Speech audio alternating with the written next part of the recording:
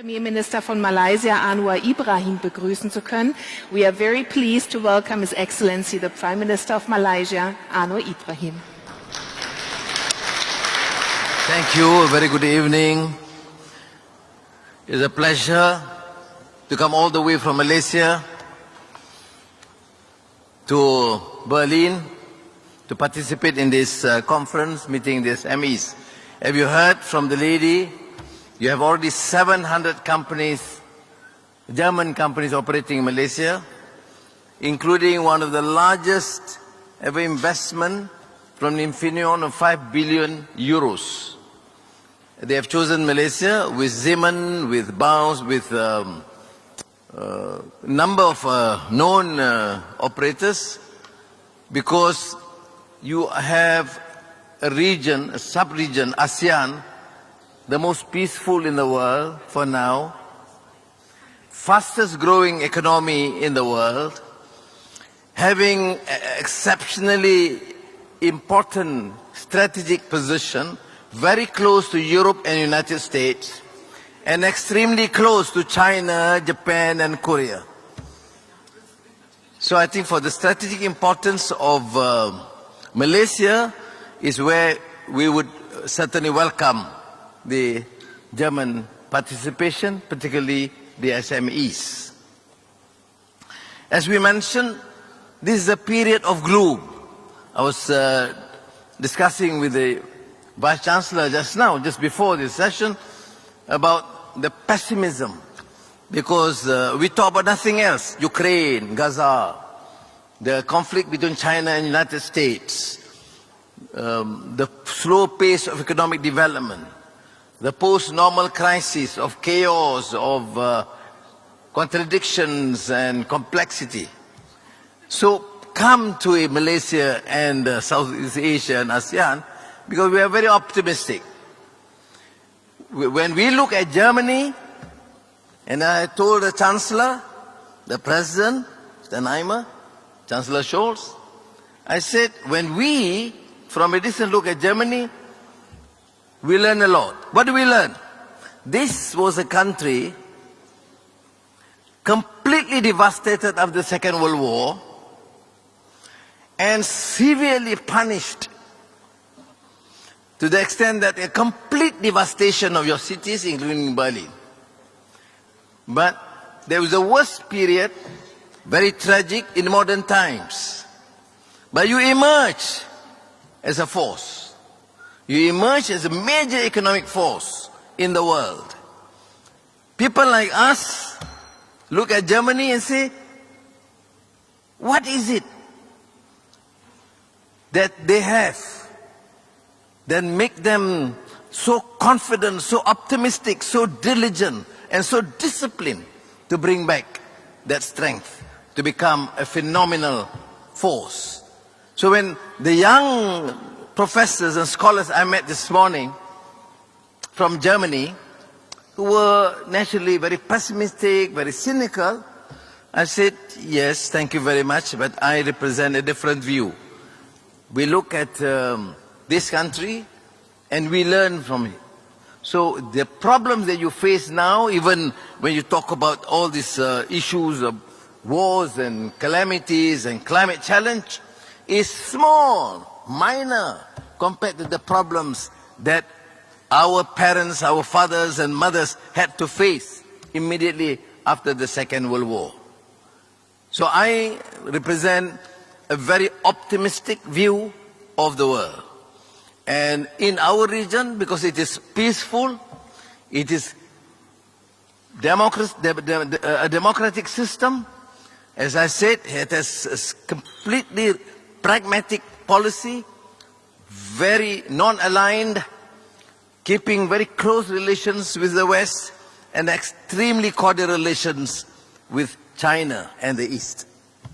So you are welcome, because as I said, post-COVID we have risen, and our foreign and domestic investments for 2023 is the highest we ever achieved since Malaysia gained its independence in 1957.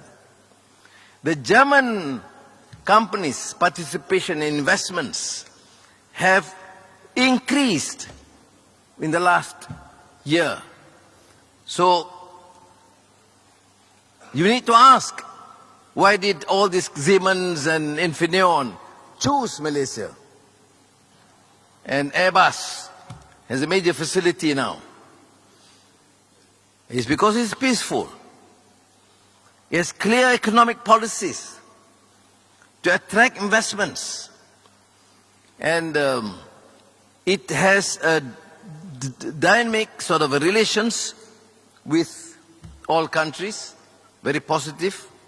Although we do express our views strongly on many issues, sometimes a slight difference with Germany, but it does not matter. What is important is in the economic relations, in the political understanding, in working together, we have become great friends. And I think with what I've read and numerous interviews, everybody be asking, is a problem with the United States and China is impacting the world? I said no.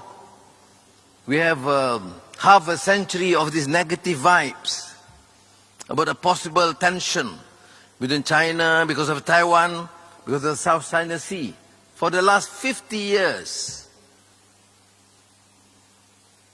there has been this negative perception. But let it remain in the political arena. And in the business community, takes a more realistic position. That as far as we see, and we experience, and we know, in this excellent bilateral relations with China, we have RCEP, which is FTA with China, with Japan, with Korea, and we are, of course, at your service. We will engage, but you need the China market, that you need an important base in Malaysia. We will provide that base for export, as Volkswagen have done with Airbus and many other companies, and of course Infineon and Siemens, to make sure that Malaysia remains to be a hub. Which comes to the next fundamental question. Is the policy attractive? Are we clear on our policies? My answer is yes. In our Madani economic framework, we have energy transition is very clear. We will become in the region a major hub for green technology, for hydrogen, for ammonia. And the hydropower is huge, probably the largest in the region, to the extent that we can export to the new capital in Indonesia undersea cable of hydrogen from energy from Sarawak, Malaysia to Singapore, undersea cable from Sarawak into Peninsula, which means we have abundant source of energy for our disposal. And green alternative is being in the focus. And therefore, I would insist or appeal to you to understand this, because unfortunately, Europe has been just busy within Europe, but I think economic interest would compel you to look elsewhere. New markets and more economic sort of arrangements that can ensure you succeed in your business enterprise, and together we in Malaysia would benefit too. Malaysia has English-speaking force, of course, and there's also a major advantage. If you ask many of these big German companies, why do you go to Malaysia? Other than peace, clarity of economic policies, is also because of the workforce. English-speaking, disciplined, and well-trained. I admit that probably we need to focus, after looking at the interests and the priorities of the new industries, we need to focus on additional training in IT, in digital transformation, in high-skilled workers through TVET and engineering. Yes, we have to do it, and we will do it in synergy with the companies. So I think that's a certain advantage. I wouldn't bore you with all these details and figures and facts that normally ministries will prepare for me.